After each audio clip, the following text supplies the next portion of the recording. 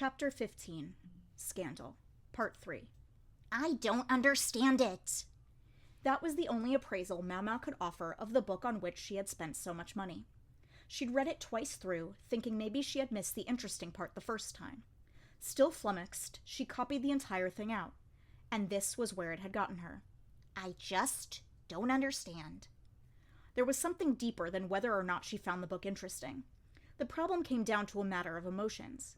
As an experiment, she showed the book to the courtesans at the Verdigris house, and a struggle promptly broke out among the women to read it, all of their eyes glittering. It didn't seem to matter to them that the text was riddled with incorrect characters, or that parts of it had clearly been mistranslated. It seemed to be just that appealing. A boy and a girl from rival houses meet at a banquet and fall in love at first sight. All well and good until the boy gets in an argument with someone from the girl's family and kills him. That only makes relations between the two households even worse, but it doesn't stop the young lovers, burning with passion, from getting married. Notwithstanding the stiffness of the translation, it was the behavior of the main characters that really left Mau Mau befuddled, both of them driven by the passions of youth. At the end of the story, both protagonists wound up dead because of a bit of miscommunication. They could have avoided the whole problem, Mau Mau thought, if they had been a little more methodical in keeping in touch with each other and explaining what they were going to do. When she offered this option to the enraptured courtesans, however, it was greeted with some fist-shaking and the pronouncement, "That just goes to show how fiery and passionate their love was." Someone else took her by the shoulders and explained, "You see, it's precisely those hiccups of destiny that make the tragedy shine so brightly." Mau Mau did not understand the first damn thing about it. So this was what Consort Lishu had been copying out? Had she seen anything especially attractive in it? Mau Mau had already sent Jinshi word about the book. The text she had with her now was a copy she'd made in the course of a single night. It had no illustrations, but when tied with a simple string, it did bear a certain resemblance to a real book. She'd had Cho help her, though, so the paper wasn't exactly even, and the entire product had, well, let's call it character. "I told you I would do pictures," Cho had said. Maybe next time. Just try to cut the paper straight, will you? She'd spent all her time in arguments of that sort. Meanwhile, no matter how long she waited, matters surrounding Consort Lishu didn't seem to progress. In fact, nothing much seemed to be happening at all. She did, however, receive word from Lahan. He said he would be meeting with the West soon, and asked if she wanted to be a part of it. The West was presumably the golden-haired envoy, the one who had faced them with the audacious choice between material aid and political asylum. Lahan and the envoy had already had one discussion, but he claimed nothing had yet been resolved. Mau Mau had been there, but with all the talk of politics and business, she hadn't been able to contribute much besides warming an additional chair. Hence she declined this new invitation. What if the eccentric strategist heard and tried to poke his head in? Granted, rumor had it he was keeping busy these days making some kind of book about Go. When he needed a breather, he went and made trouble at the medical office instead. He should do his damn job, Mau Mau thought. It did occur to her that, at least during peacetime, work might actually go better for the freak's people if he wasn't present. But when he was at his office, Mau Mau knew she was safe, so she wished he would stay there. Besides, she felt bad for the medical staff having to suffer his regular incursions. Haven't had any real work to speak of recently, Mau Mau said with a great big sigh. She sometimes busied herself making stocks of the medicines she needed regularly, but recently there had been a dearth of opportunities to try unusual drugs or make up new concoctions. She frequently had to leave the shop in other hands as she was summoned away to tasks that were frankly outside her job description, and it had left her main vocation growing a bit stagnant. It didn't help that she still had to teach Sazen as she made most of her drugs. She just wanted to get a taste of some unusual draft once in a while, to mix up some fresh new pharmaceutical and find out what it did. She had been working her way through the medicines she'd purchased in the Western capital, but they left her wondering if there wasn't anything more unusual out there. More interesting. On the top of her medicine cabinet were 3 small pots for plants, one of which had a fingertip-sized green bud sprouting from it. These were where she had planted the cactus seeds. They came from a dry climate, so she didn't water them much. She had the sense that when they got bigger, they might have all kinds of uses, but the thought that it could be years before she had an opportunity to find out what they were was enough to make her feel faint. Maybe I'll get lucky and find a blowfish liver on the ground or something, she thought idly, gazing at the pots. The door clattered and she looked up, wondering who it was, to find that the visitor had dropped something at their feet. Something wrapped in cloth. It looked like a branch. Mau Mau reached out, her eyes glowing. It was a deer's antler, and not just that, it was still soft. An antler that had been in the process of growing, not one that had simply calcified and fallen away when the deer grew a new one. It was nearly 1 shaku long, and she knew exactly what it was. A velvet antler! She exclaimed. It was the newly grown antler of a deer. That freshness, that was the important thing when you were selling them. They were harvested first thing in spring, and the very tips were a particularly prized and particularly expensive form of the product. Yes, the tip was attached to this one. It was quite long, but judging from the softness and the way it was covered in fuzz, it would still possess plenty of medicinal potency. The sparkle in Mau Mau's eyes was accompanied by a thread of drool dangling from her mouth. Hawkers occasionally tried to sell velvet antler, but it was always powdered, and despite their insistence that they sold only the finest products, it was obvious that stuff other than the tip had been mixed in. Even so, there was no end of customers who, figuring the stuff still had some medicinal properties, wanted a dose before visiting the courtesans. The medicine was alleged to be very effective for male customers. Just imagine how much medicine she could make with an antler this size.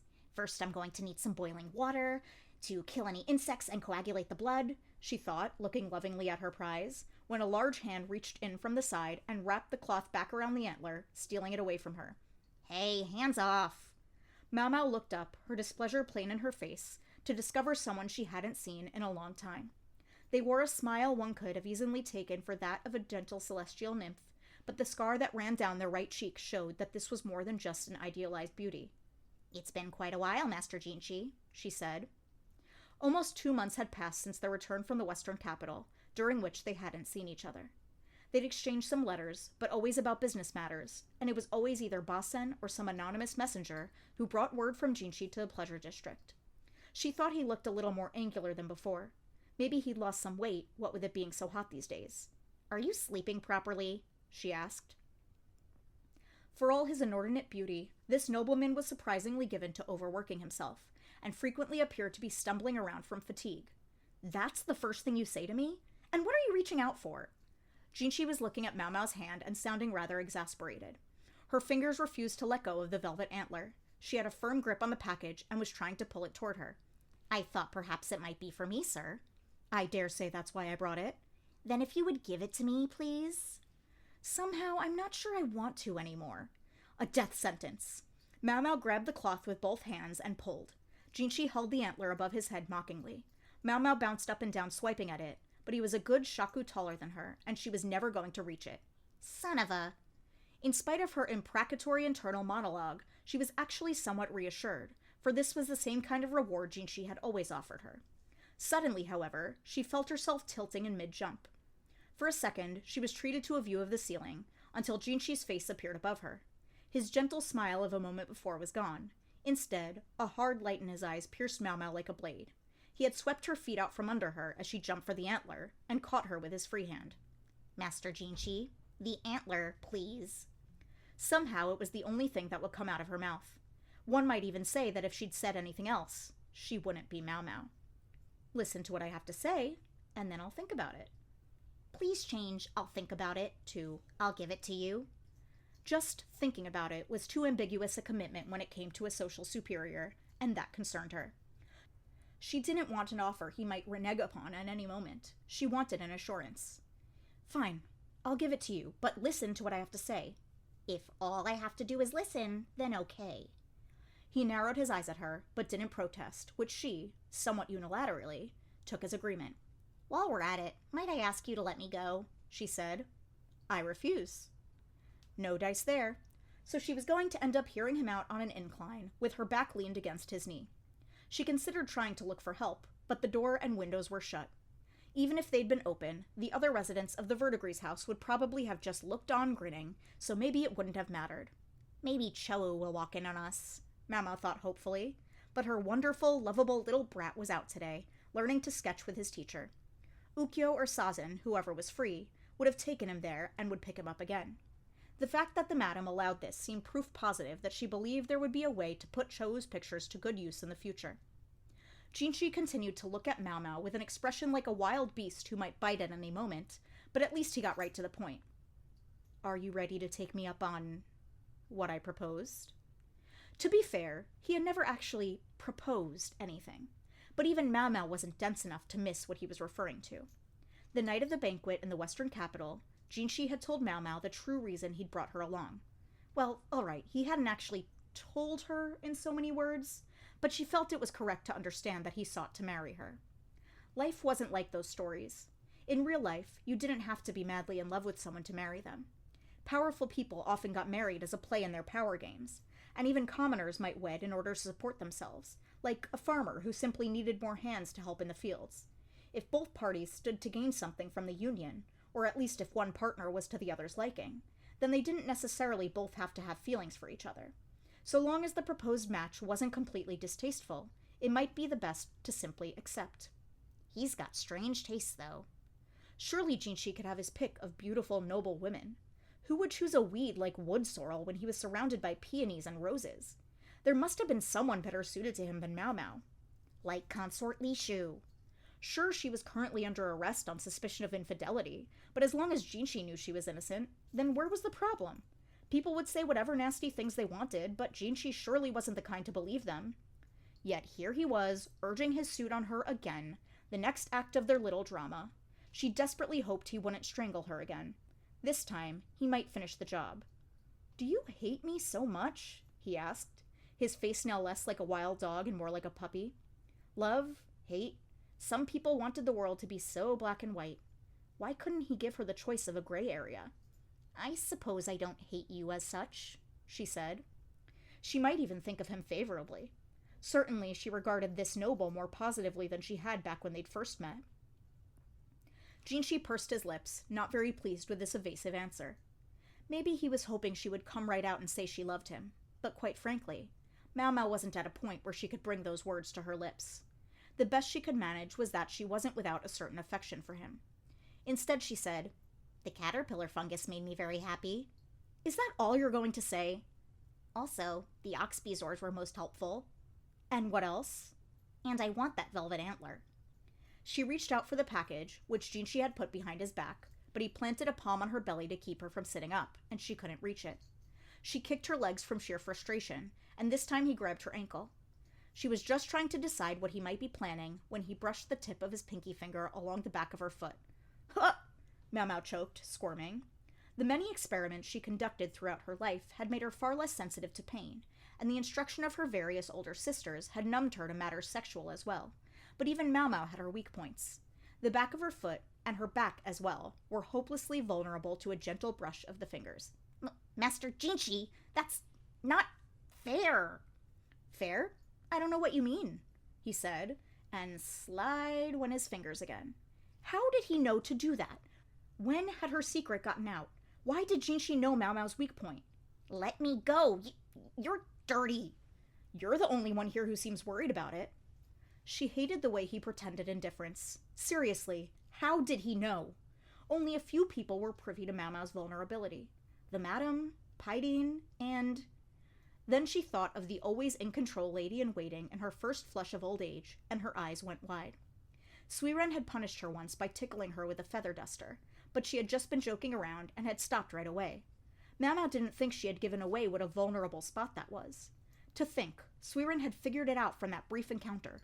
She was truly terrifying. The tickling had moved down her foot now. She gritted her teeth and twisted, pressing her lips together and trying not to make so much as a sound. She wasn't quite successful. The long fingers worked their way to the arch of her foot, inducing a thrash from her, whereupon they went to her other heel.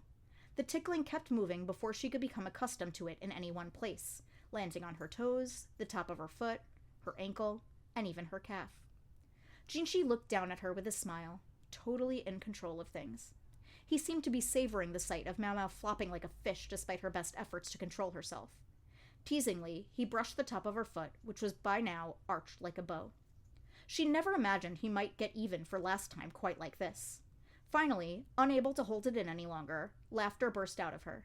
The book on the desk, the one Mau Mau had been copying, tumbled to the floor. At last thinking, perhaps, that he had gone too far, Jinshi let her go. Mau Mau got her breathing under control, straightened her robe, and wiped the tears that had welled up in her eyes. At that, Jinshi swallowed audibly. He looked conflicted and wouldn't meet her eyes. His gaze landed instead on the book, which he picked up. "Have you ever read that, Master Jinshi?" "I have." "What did you think of it?" There was a wry smile on Jinchi's face. He seemed to feel about the same way Mao Mao did about the book. He understood exactly what it would mean for someone of noble birth to let their actions be dictated by their own romantic impulses. If he didn't, he couldn't have worked in the rear palace all those years. I think there must have been some other way. Talk like that could see you scorned by all the world's women. Not including yourself, I suppose? Impatient youth gave rise to burning passion, and love that ended in grief was counted beautiful because it was so tragic. The text stated that the young woman at the center of the story was 13 years old, but given that this was a translation from the West, that would probably make her 14 or 15 by the count used in Li, where a person became a year older at the start of each year. That was still young, though, young enough that she might still be ruled by her passions, making it impossible to dismiss the story out of hand. Mao Mao would never have done such a thing. By that age, she had already been thoroughly indoctrinated into the thinking of the pleasure district, and Jinchi would have been established in the rear palace by then. They had spent that most impressionable age in environments that were, in their own way, very similar. I wonder if I might have been capable of such things had I grown up somewhere else, Jinchi said, and Mao Mao could tell that he was speaking from the heart. She couldn't deny that it might be true, but it was, ultimately, just a possibility. Hypothetical. Instead of answering, she murmured, I don't want to be an enemy. Jinchi gave her a sidelong look as if to ask whose enemy she meant. To Empress Gyokyo, she said. Would Jinchi understand what she was saying? If not, that was fine, Mao Mao thought. There were things even he didn't know. You... He seemed about to ask her something else when a horse whinnied outside. There was a sound of rushing footsteps, and then someone shouted, Master Jinka! It was a name he had used before when visiting the pleasure district, and often assumed. Jinchi frowned, wondering what it was this time, and opened the door. A man stood there, out of breath, one of the servants who often accompanied Jinchi and Basen. Pardon me, sir, he said, kneeling once and then taking a step closer. He glanced around. It seemed he didn't want Mao Mao to hear what he had to say. It's about the matter of the white flower. Then she's more than welcome to hear about it, Jinchi said. Mao Mao looked quizzical at the code word, but the servant promptly dispelled her confusion. Consort Lishu has escaped her room in the tower and is on the highest floor, he said, his face a mask of horror. Let's take a quick trip back in time. The sweet, bitter scent wafted through the room. Lishu sat in a corner, leaning against her chest, wrapped in her blanket. Has it smelled a little funny around here recently? Kanan asked, but Lishu shook her head. The pipe wasn't protruding from the ceiling. Sote, with whom Lishu had been speaking until moments before, had withdrawn when she heard Kanan's footsteps. Kanan had taken a look at the decaying ceiling and said she would call someone to repair it, but Lishu had urged her not to. She didn't want some stranger coming into the room, and anyway, the whole place was falling apart. Fixing that one bit of the ceiling wouldn't change anything. Thankfully, Kanan relented. Lady Lishu, your meal is ready. Lishu could hear the clatter of the tray being set down, but she knew it was just cold congee and soup on the table. Sometimes the portion of the side dish was stingy too. At first, she even looked forward to this poor fare, but these days she just didn't care anymore. She would force herself to eat half of it because Kanan was watching, but even that was a struggle. Maybe it was because she spent all day every day cooped up in this room, with even less to do than she'd had in the rear palace. Don't huddle in a corner, come out where it's light, Kanan said. There was no light here. There was a window in the other room that looked out onto the hallway, which was arguably a tiny bit better than the room Lishu was in right now, but that was all. She could go out in the hallway and walk from one staircase to the other, but that didn't amount to much. Lishu stood unsteadily. The fatigue was awful. She heaved herself into her chair and dipped her spoon into the viscous, gluey congee. It was just plain today, with a vanishingly faint sprinkle of salt. She thought a bit of black vinegar might help, but there wasn't any. I'm so sorry, milady. I must have forgotten it, Kanan said with a deep bow. Her apology seemed heartfelt, but Lishu couldn't help noticing that she was wearing a different robe from when she'd left. How long had it taken Lishu since she got here to notice that Kanan changed clothes each time she went to get Lishu's food? The new robe had a similar look and pattern to the old one, as if Kanan hoped Lishu wouldn't notice the difference. More and more, though, Lishu mistrusted her. Lishu was in this situation because of a book a maid had given to her to copy. She strongly suspected it was her former chief lady-in-waiting who had put the woman up to it. Both people she had once believed were serving her faithfully. Kanan herself had once been among the ladies making fun of Lishu, but she had had a change of heart after someone had attempted to poison Lishu at a garden party. And it was true that she'd been far kinder to her mistress since then, so much so that Lishu had insisted Kanan become her chief lady-in-waiting, not a mere food taster. But had Kanan really done all this for Lishu's benefit? When she had first assumed the position of chief lady, Kanan had had minimal authority. The other ladies-in-waiting often simply ignored her. She had soldiered on and done her best, though, or so Lishu had believed. But was that true? Might she not still be laughing at Lishu with the other ladies behind her back? Might she not be pretending to be sympathetic, only to go back and report what she heard in confidence for the entertainment of the others? It couldn't be true, could it? If it were, she would never have followed Lishu all the way to this tower. She tried desperately to push such thoughts away, but they wouldn't leave her alone. Instead of shaking her head, she brought the spoon to her mouth and bit down on something hard. She spat into her handkerchief, coming up with rice, traces of blood, and a fingertip-sized pebble. "Lady Lishu," Kanan said, looking at her with concern. Maybe some sand had gotten into the food by accident, but this was much too large to be a grain of sand. Unable to focus her eyes, Lishu stirred her spoon through the kanji. 2, 3, 4. There were too many stones at the bottom of the bowl to dismiss as an accident. "I'll go get a new bowl right away," Kanan said, and reached for the kanji, but Lishu stopped her. "I don't want it." She didn't even have an appetite. She didn't want to choke down more cold, disgusting kanji. "Lady Lishu, I don't want it! I don't want it! I don't want it!" Lishu shook her head furiously and swept the food off the table. The bowl and tray hit the floor with a crash, soup and side dish flying everywhere. Lishu tore out her hair and her nose started to run. She began to weep piteously. "Why? Why is it always me?" Despised by her father, tormented by her half-sister, twice sent to the rear palace as a political tool. All of that had been awful, but she had borne it. She'd thought that maybe if she kept quiet and did as she was told, her father might be nice to her. That hope had been dashed by the rumors that she was an illegitimate child. It had turned out she was her father's blood, but his attitude hadn't changed at all. That's right. It ate at him. He couldn't stand the fact that he was from a branch house, while Lishu's mother had been from the main family. That was why he had sent her only the cruelest ladies-in-waiting. Maybe he had been behind all of the trouble she'd endured to this point.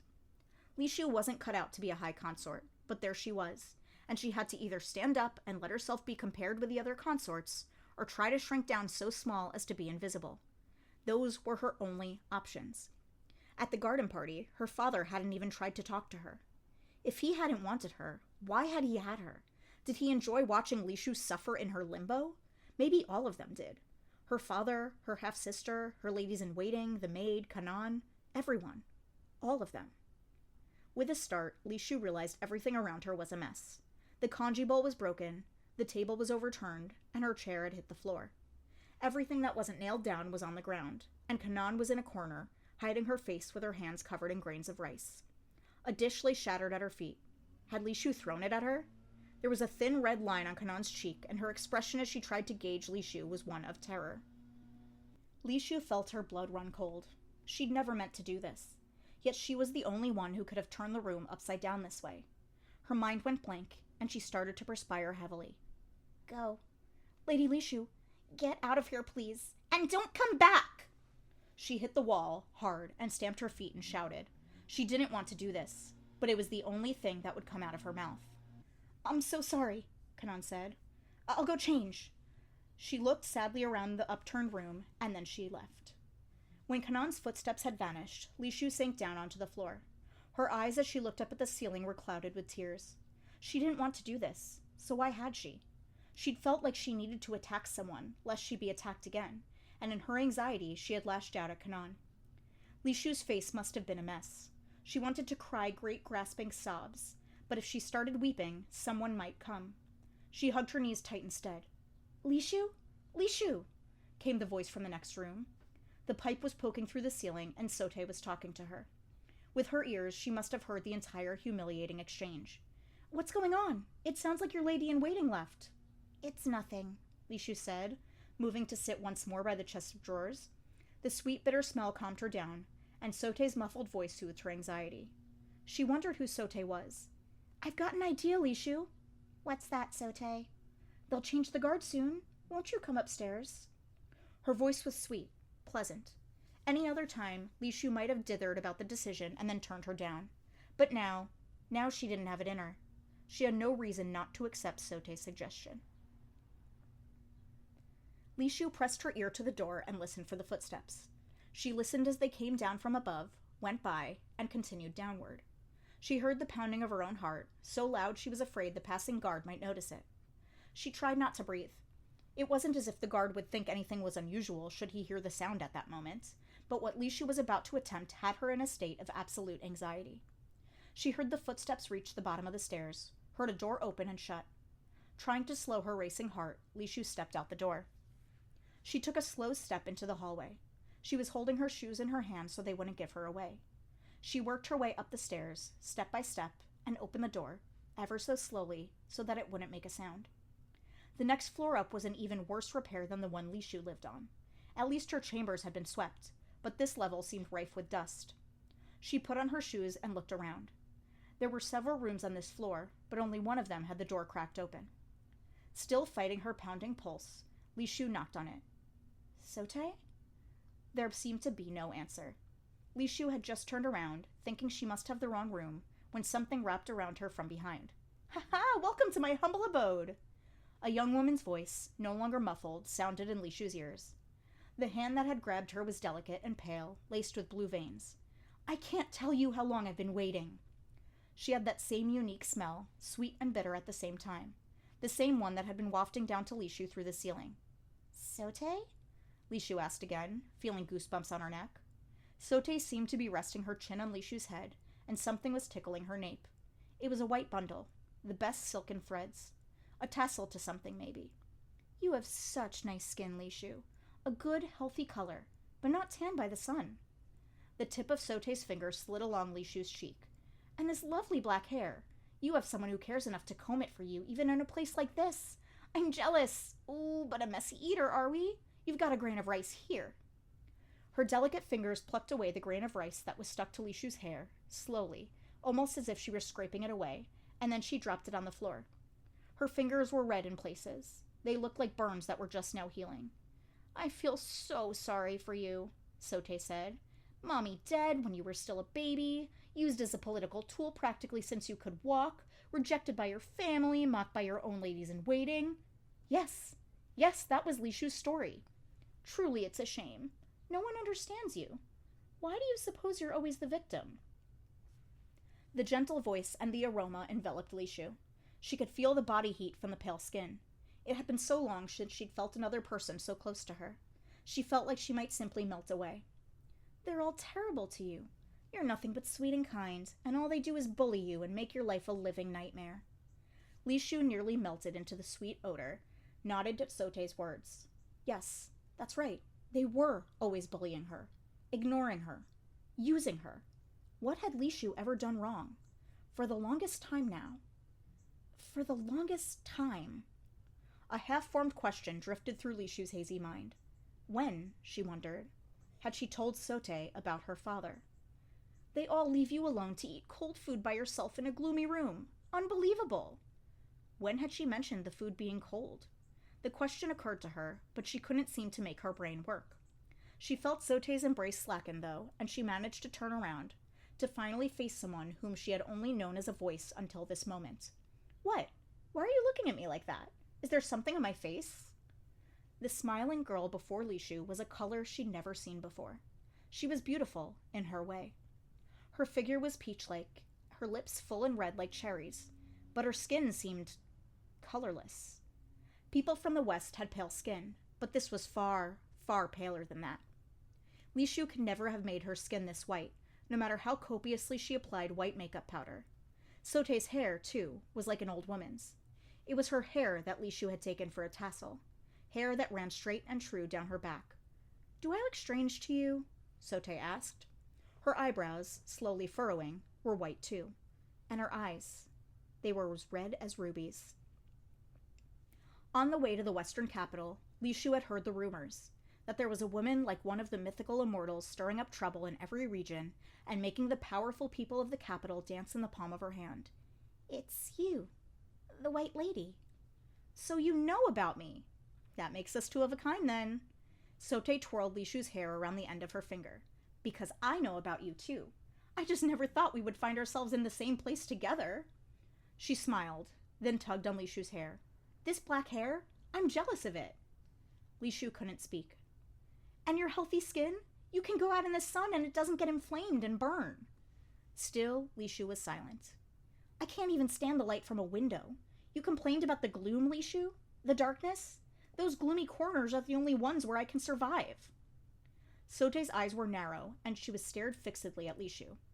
I have something to tell you. All the torment that's been inflicted upon you, you can't blame anyone for it. It's all your own fault. Slim fingers danced across Lishu's cheek, rough fingertips scratching her skin. You never had to starve growing up, and you put on all their pretty clothes without question. But you just sit around doing nothing, don't you, Lishu? You ought to know that if you can't protect yourself, you're going to be a target. Now the fingers pinched at her cheek, digging into her skin, until the nails left scratches behind. It sickens me to look at you. A tremendous frown came over Sote's face, a look of contempt, every bit as brutal as her words. Lishu shrank into herself. It's disgusting just seeing you there. Sote's chilly stare made Lishu's heart skip a beat. It reminded her of so many stares she'd seen before. Her father's, her half-sisters, her ladies. Lishu's teeth started to chatter. She felt like she might be sucked into those red eyes. Overhead she heard scurrying like bugs. It sounded to her like the voices of the maids and servants, spreading their tales about her and condemning her behind her back. No, stop. Lishu shook her head. She pressed a hand to her cheek, which must have had red scratch marks on it, and looked at Sote with fear in her eyes. Sote's lips twisted. Sickening. It's like looking at my old self. Lishu had no hope anymore of understanding what Sote was talking about. She began to run, just desperate to get out of there. She dashed through the decaying hallway, ran up the stairs. As Sote had told her, the door to the next floor wasn't locked. Lishu kept running, higher and higher. She lost count of how many floors she had gone up. The hem of her robe was filthy, and the creaking of the floorboards had become deafening. She saw a door that wasn't like the others. For one thing, it had a lock, but the lock was rotting away. Lishu grabbed the handle. The door was somewhat heavy, but she opened it, to find herself confronted with a leaden sky. No doubt the rulers of the past, looking out over the entire capital from this vantage point with a cup of wine in hand, had believed their glory would last forever. It was a balcony, albeit one ravaged by exposure to the elements. Lishu took an experimental step and found the wood groaned weakly underfoot. Normally she would have been frozen by fear, but now she walked forward, one unsteady step at a time. The railing was equally dilapidated. All the paint had flaked off. The wind was blowing, whipping over her cheeks and sending her hair everywhere. Lishu could see birds flying. They looked so free.